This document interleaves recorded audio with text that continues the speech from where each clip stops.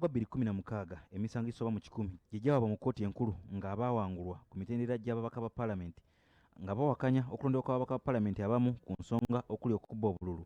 Abakola ebyokulonda okulangira abatawangudde abeesimbawo okwesimbira ku biwandiiko eby'obuyigiriza ebijingirire sakugulira abalonzi abakulu okuva mu lukiiko olutaba enzikiriza z'ekikristaayo olwa Uganda Joint Christian Council nga bakulembeddwamu ssaabawandiisi w'olukiiko luno Father Constantine Mbonabingi basinzidde mu kakiiko ka paalamenti akalondoola eby'amateeka akali mu kwekenneenya ennongoosa mu mateeka g'ebyokulonda ne bagamba nti eggwanga lifiiriddwa nnyo obutitimbe bw'ensimbi mu kuteekateeka akalulu akasazibwamu kkooti olw'abantu abalyake abagulira abalonzi n'okwenyigira mu vvulugu w'okubba obululu. Father Constantine Mbonabingi ssaabawandiisi w'olukiiko luno agamba nti singa abantu babonerezebwa okumala emyaka 10 nga tebeetaba mu kuvuganya kwonna eggwanga lijja kutaasa ensimbi. Court has on several occasions cancelled the elections of members of parliament on account of election malpractice. The current law does not provide for heavy punishment of the offenders.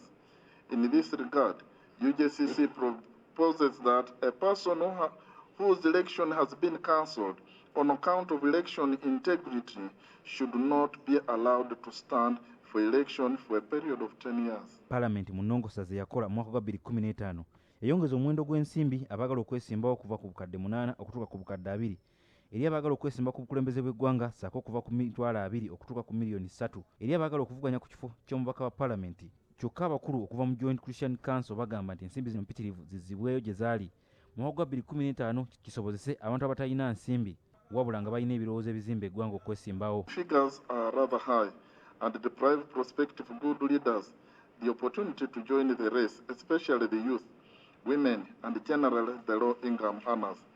This should be waived. Bano era baagala ebivudde mu kulonda mu districts birangirirwe ku mutendera gwa districts bigenda okutuuka ku mutendera gw'eggwanga lyonna ng'abantu bategedde ebivudde mu districts zaabwe. Transmission of results and declaration of results by the returning officers has for long been issues of concern. The reliability of this method needs to be thoroughly examined in order to ensure that the results are authentic. UJCC proposes that results be announced at the district level before being transmitted to the National Tally Center, and during the tallying at the district and national tally centers, the agents and observers must have access to the computers. Akakiiko kano era kasinkanye bannamawulire abagasakira paalamenti ku nnongooseeza zino abakubye bituli mu kiteeso ky'akakiiko k'ebyokulonda akagala okugoba kamera mu bifo ebirondebwamu.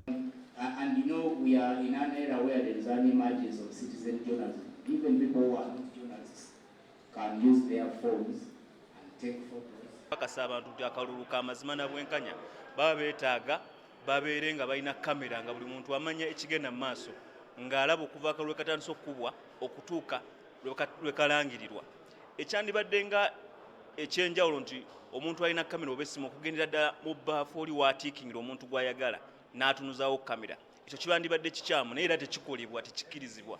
Naye okugaana kamera ku bifo ebirondebwamu kiba kikyamu nnyo era ffe nga bannamawulire tukigaana era akakiiko k'ebyokulonda kye kaagala okuleeta tusaba akakiiko kaleme kukiteeka mu alipoota yaako.